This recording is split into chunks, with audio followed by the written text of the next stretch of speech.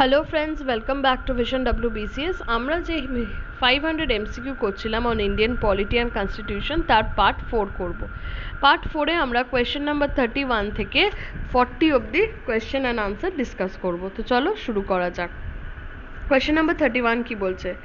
The phrase equality before law is used in Article 14 of the Indian Constitution has been borrowed from বলছে equality before ল এই যে ফ্রেজটা যেটা article 14 এ রয়েছে সেটা কোথা থেকে বড় করা হয়েছে? The options are USA, Germany, Britain, Greece. Answer দেখব ইটস ব্রিটেন। দেখো the concept of equality before law এটা ব্রিটেন থেকে নেওয়া। ব্রিটেনের যে common law and the legal system তারা সবাইকে সমান অধিকার দেয়, ঠিক আছে? Everybody has equal protection of law under the American constitution as well. But এখানে যখনই তোমার কোয়েশ্চেনটা আসবে ইকুয়ালিটি বিফোর ল কার থেকে নিয়েছি আমরা, answer will be Britain. Next question number 32, the constitution of India was framed by. Constitution ইন্ডিয়ার যে সংবিধান সেটা কে ফ্রেম করেছে? Planning committee, constituent assembly, president, working committee. Answer is Constituent Assembly. দেখো the Constitution of India was formed by the Constituent Assembly that was formed on 9th December 1946. 9th December 1946 এ দেখো constituent assembly গঠন হয়েছিল। সেই দিন থেকে 11th December অবধি একজন president ছিলেন। তিনি কে সেটা তোমরা আমাকে কমেন্ট সেকশনে জানাবে। 11th ডিসেম্বর থেকে প্রেসিডেন্ট কে হলো সেটাও তোমরা আলাদা করে কমেন্ট সেকশনে জানাবে। এবার 9th ডিসেম্বর 1946 এ যে কনস্টিটিউয়েন্ট অ্যাসেম্বলি গঠন হলো সেখানে কি হলো, আমাদের তোমার কনস্টিটিউশন সংবিধান গঠনের একটা ড্রাফটিং কমিটি তৈরি হলো এবং অনেক দীর্ঘ মানে কালেকশন, অনেক ডিসকাশন, অনেক মিটিং, অনেক কিছুর পর একটা ফাইনাল আর কি ড্রাফট তৈরি হয় অন 26 নভেম্বর 1949 এ সেটা পাস হয়। সেই ড্রাফটটা যে অ্যাপ্রুভাল পায় অ্যান্ড পাবলিকে আসে সেটা হচ্ছে অন 26 জানুয়ারি 1950, ঠিক আছে? জনসাধারণের জন্য যখন আমাদের কনস্টিটিউশনটা আসেন দ্যাট ইজ 26 জানুয়ারি 1950। নেক্সট আমরা মুভ করব অটোক্রেসি কথাটার অর্থ কী। দেখো এইটা বলতে পারো is an important part in English language as well, but still autocracy কথাটা জানতে হবে because it is something related to polity.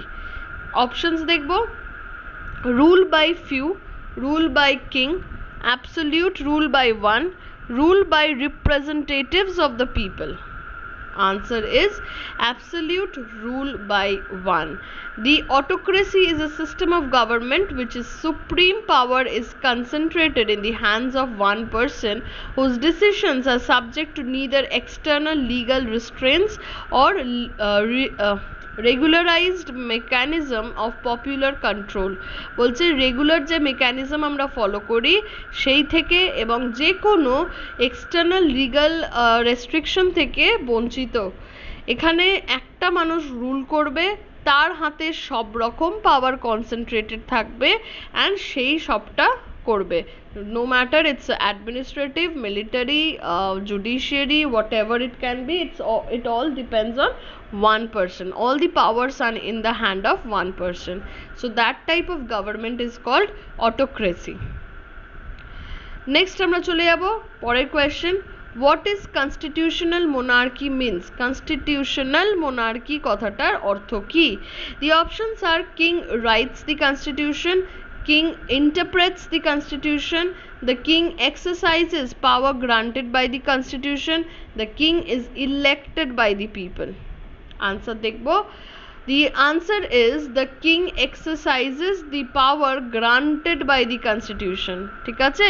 দেখো এইগুলো কিন্তু কিছু কিছু পলিটিক টার্ম যেগুলো আমাদের জানতেই হবে। মোরওভার আমি যে তোমাদের এই কোয়েশ্চেনগুলো দিচ্ছি এটা কোনো না কোনো কম্পিটিটিভ এক্সামে কোনো না কোনো বছর এসেছে। সো এইগুলো একবার করে অবশ্যই তোমরা দেখে রাখবে, কেন বলা যায় না কখন কিভাবে তোমাদের কোয়েশ্চেন আসছে। So constitutional monarchy is a form of government in which a king or a queen acts as a head of the state. King বা queen is the head of the state. The sovereign monarch governs according to the constitution, that is according to rules rather than according to his own free will. সে তার ইচ্ছার মতো কিন্তু তার রাজ্য চালায় না, তার রাজ্যের যে নিয়ম কানুন, যে আইন শৃঙ্খলা সব কিছু মেনে তাকে তার রাজ্যকে চালাতে হবে। ঠিক আছে, কনস্টিটিউশনে যা রয়েছে সেগুলো মেনে তাকে চালাতে হবে।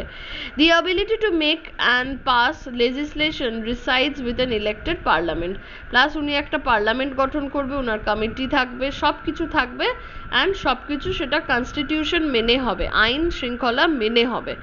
লাইক আজ রানীর মনে হলো যে, বা কুইন বা কিং যে আছে তার মনে হলো যে এই জিনিসটা কাল থেকে বন্ধ, দ্যাট কান্ট বি পসিবল। তার ইচ্ছা মতো কিছুটাই হবে না, কোনোটাই হবে না। নেক্সট চলে যাবো question number 35। In which of the following acts the territorial division of governance of India was done? Territorial division যেটা for the governance of India, মানে ইন্ডিয়াকে চালানোর জন্য যে টেরিটোরিয়াল ডিভিশন কোন অ্যাক্টের দ্বারা পাস হয়েছিল? The options are government of India act 1858, council act 1861, Indian council act 1892, government of India act 1861. The answer is the Government of India Act 1858. This is a very important act, মনে রাখবে, এটা খুব জরুরি, because এই অ্যাক্টের দ্বারা কি হলো না, টেরিটরি ডিভিশনটা হয়ে গেল। The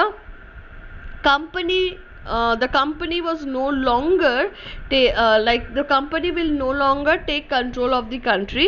It will be directly like the power, everything was directly transferred to the British Crown.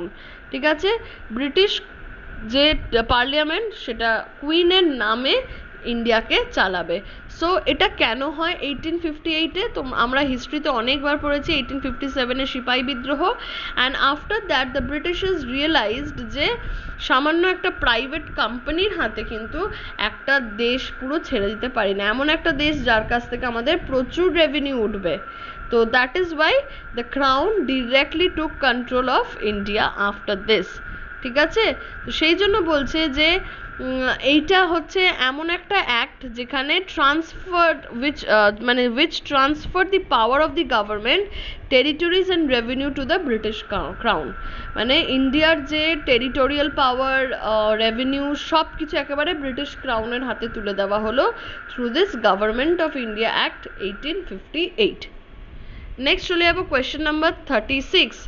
Name of the country from which the constitutional features of procedure for amendment was borrowed. কনস্টিটিউশনকে amend করা মানে সংবিধানকে মানে correction করার যে নিয়ম বা যে আইন সেটা কোথা থেকে বড় করা হয়েছে? The options are Britain, America, South Africa, Germany.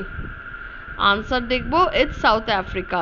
ঠিক আছে, দেখো সাউথ আফ্রিকা থেকে আর কি কি নেওয়া হয়েছে?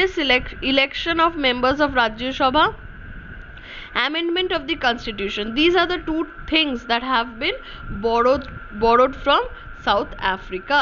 ঠিক আছে, the procedure for amendment, last পার্টটা পড়বে। The procedure for amendment of the constitution is laid down in part 20, article 368. Very important, please এটা ভালো করে দেখে নেবে। নেক্সট হচ্ছে তোমার question number 37। From which of the following country Indian constitution borrowed the feature of the written constitution? এই যে লিখে কনস্টিটিউশন তৈরি করার যে নিয়ম, এটা কোথা থেকে বড় করা? USSR, UK, US, Japan. এই রিটেন কনস্টিটিউশনটা নেওয়া হয়েছে ইউনাইটেড স্টেটস অফ আমেরিকা থেকে। ঠিক আছে, দেখো আর কি কি নেওয়া হয়েছে? Impeachment of the president. Impeachment কোন আর্টিকেলের আন্ডারে? Article 61. Impeachment of the president is under article 61. তো দেখো impeachment of president, function of president and vice president, removal of Supreme Court and High Court judges, fundamental right, judicial review, independence of judiciary, the preamble of the constitution.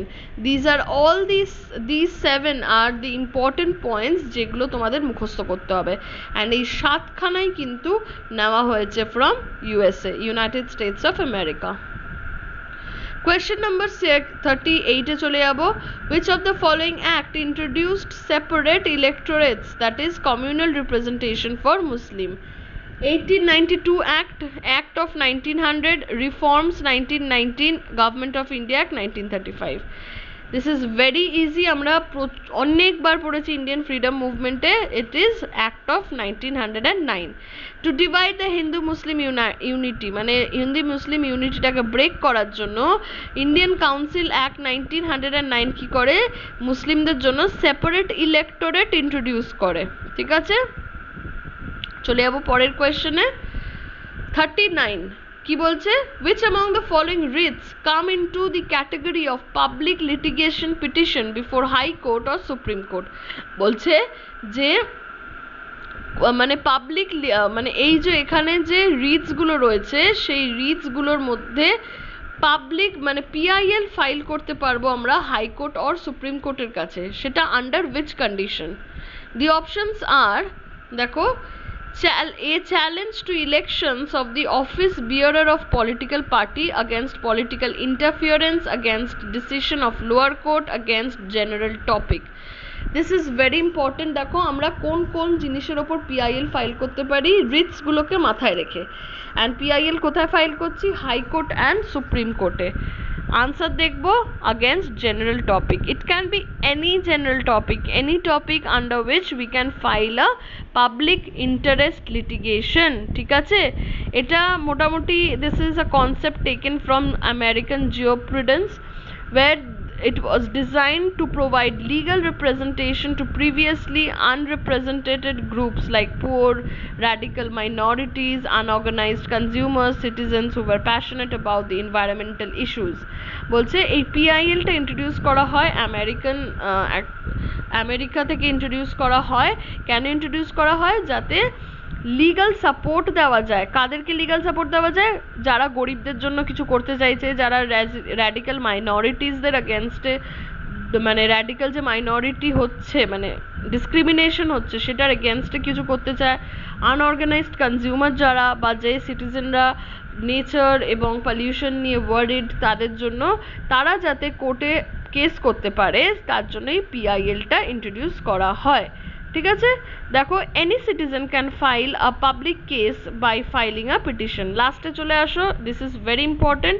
Under article 32 supreme কোর্টে, দেখো supreme কোর্টে করতে পারি আমরা যে কোনো ধরনের, even if it comes about your fundamental right, তুমি যদি নিজের ফান্ডামেন্টাল রাইট কনস্টিটিউশন যেটাকে আমরা বলছি কনস্টিটিউশনাল রেমিডিস, সেটার জন্য তুমি যদি রিট মানে হাইকোর্ট বা সুপ্রিম কোর্টে চার্জ করো, আই মিন কেস ফাইল করো, তাহলেও কিন্তু আন্ডার 32 হচ্ছে। তো আর্টিকেল 32 এর আন্ডারে হবে সুপ্রিম কোর্ট, আর্টিকেল 26 এর আন্ডারে হবে দি মানে হাইকোর্ট।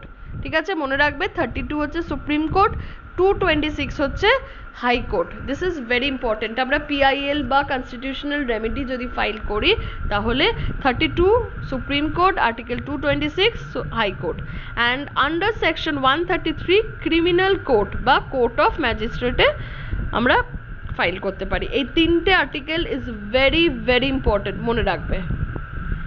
এই ভিডিওর লাস্ট কোয়েশ্চেনে চলে যাব।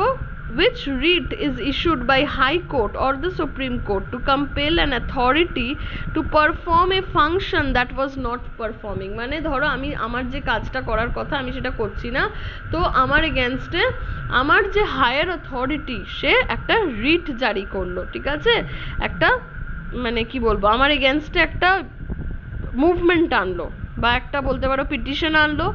তো এটা কি বলছে, কোন রিটের আন্ডার এটা পড়ছে? Writ of centenary, writ of habeas corpus, writ of mandamus, writ of quo warranto। দেখো এখানে কি বলছে, the writ of mandamus. Mandamus কথাটার মানে কি? We command. ঠিক আছে, তাহলে কি বলছে এখানে যে হাইকোর্ট আর সুপ্রিম কোর্ট বলছে we command you to do or to perform your duties। ঠিক আছে, এটা কাকে কাকে বলা যায়? দেখো এই জায়গাটা পড়ো, এই জিনিস কিন্তু কোয়েশ্চেনে আসে। beside public official, mandamus can be issued against any public body, a corporation, a inferior court, a tribunal, or a government of the same purpose. মনে রাখবে, this is very important. Fact about mandamus in India: unlike habeas corpus, mandamus cannot be issued against private individual. habeas corpus কিন্তু আমরা private individual এর against এ apply করতে পারি, but mandamus cannot be issued against private individual. ঠিক আছে?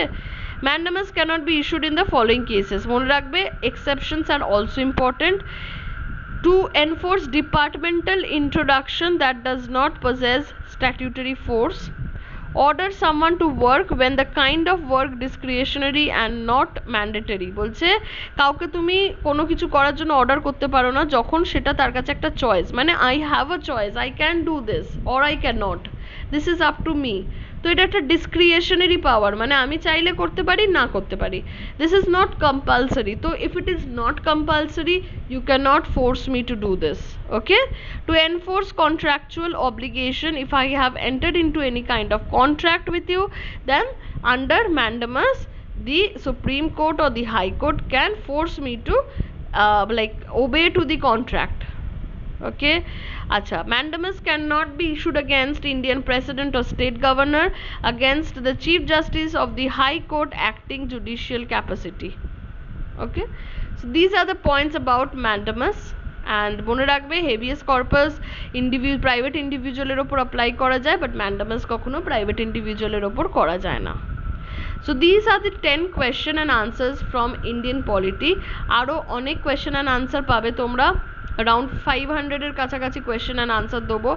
আশা করি তোমাদের ভালো লাগছে। যে কোয়েশ্চেনগুলো আমি করেছি চেষ্টা করবে তার উত্তর দেওয়ার, তাহলে সেশনটা অনেকটা ইন্টারঅ্যাক্টিভ হবে। এখান থেকে কোনো ডাউট বা কোনো কোয়েশ্চেন থাকলে প্লিজ আমাকে কমেন্ট সেকশনে জেনে নেবে। Till then, thank you, take care, bye by.